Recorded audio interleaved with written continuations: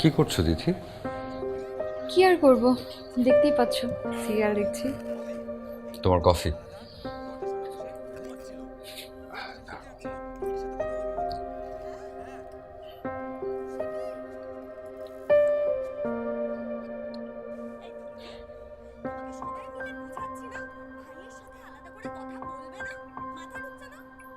এই, তুমি কি জানো তুমি অনেক ভালো কফি বানাতে পারো? তাই? আগে জানতাম না। তোমার থেকে জেনে ভালোই লাগছে। আচ্ছা, আমাদের তার কি খবর? কান পেতে দেখো, তোমাকে ডাকছে। সত্যি? শুনতে পাচ্ছ? আমাকে তো ডাকছে না। তুমি না পাগল। তুমি কিছু একটা বলছে। শোনা, আমাকে একটু ধরে বিছানা অব্দি রেখে এসো। আচ্ছা চলো আস্তে। পারবে উঠতে?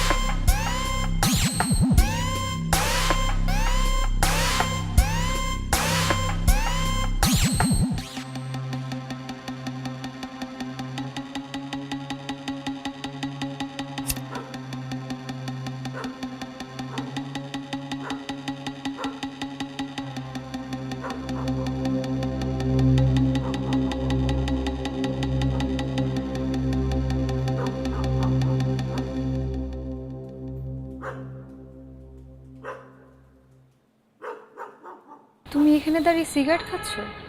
তিথি, তুমি সিগারেটের ধোঁয়ায় ঝামেলা হবে। তুমি এখানে একা একা দাঁড়িয়ে আছো কেন? ভাবছি। কি ভাবছো? অনেকদিন তো কিছু লিখি না, আজকে কেন জানি একটু লিখতে ইচ্ছে করছে। তুমি তো আমার জনপ্রিয় লেখক।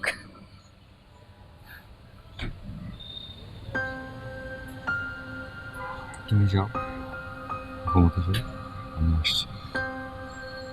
ঠিক আছে, তুমি এসো।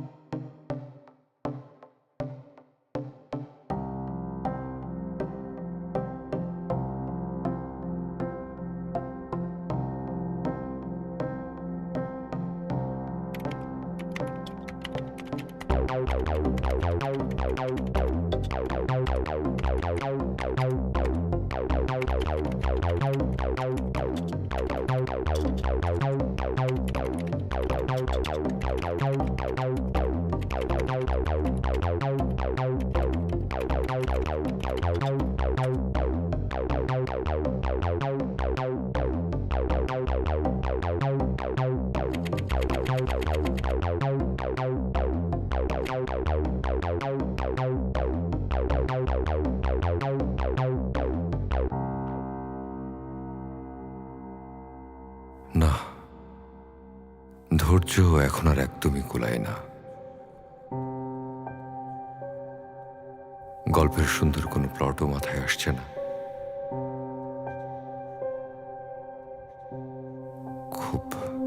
নিষিদ্ধ কিছু কাজ করতে ইচ্ছে করছে। নিষিদ্ধ কাজগুলো করতে হয় রাতের অন্ধকারে, সবাই যখন ঘুমিয়ে পড়ে, মাঝরাতে।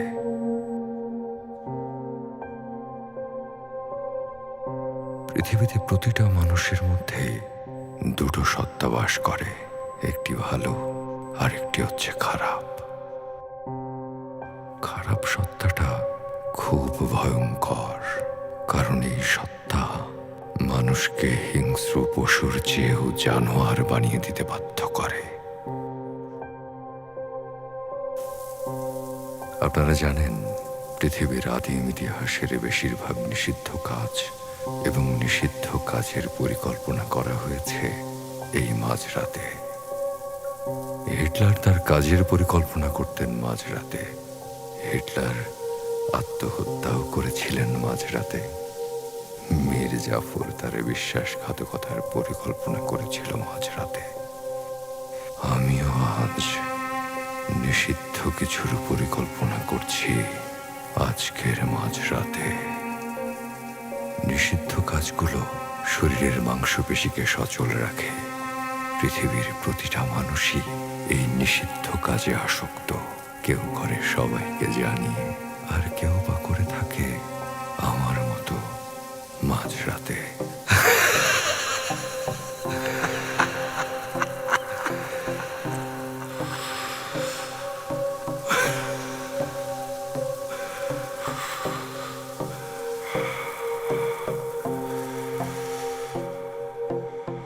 পাশের রুমে গভীর ঘুমে আচ্ছন্ন আমার অন্তঃসত্ত্বা স্ত্রী তিথি। আমরা তিথির বিয়ের বয়স 5। আমাদের বয়সের পার্থক্য ওই 5 বছর। বহু চেষ্টার পর আমাদের প্রথম সন্তান এখন মায়ের পেটে পরম মমতায় আচ্ছন্ন।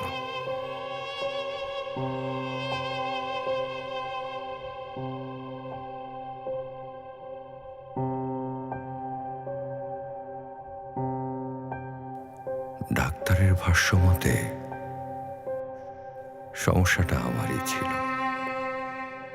তাহলে তিথির পেটে যে সন্তান, এটা কার?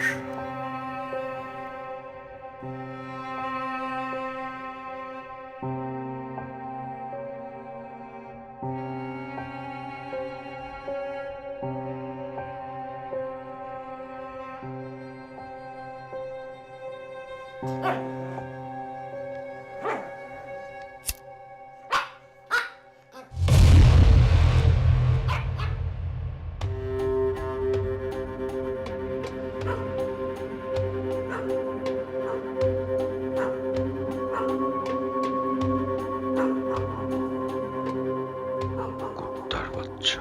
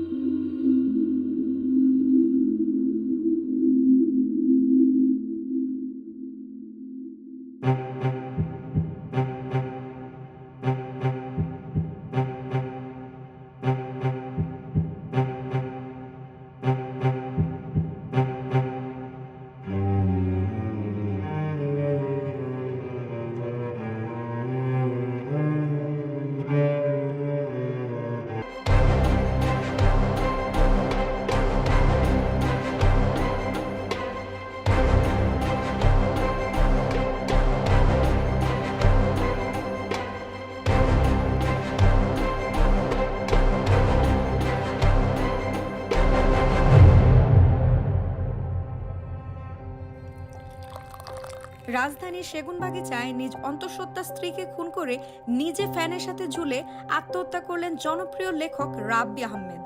আজ ভোরবেলা এই মর্মান্তিক ঘটনা ঘটে। সকালবেলা সিকিউরিটি গার্ডও কাজের বড় ইনফরমেশন পেয়ে সেখানে পুলিশের উদ্ধারকারী টিম লাশ শনাক্ত করে। বিস্তারিত জানতে আমরা কথা বলবো আমাদের প্রতিনিধি সুমনের সাথে।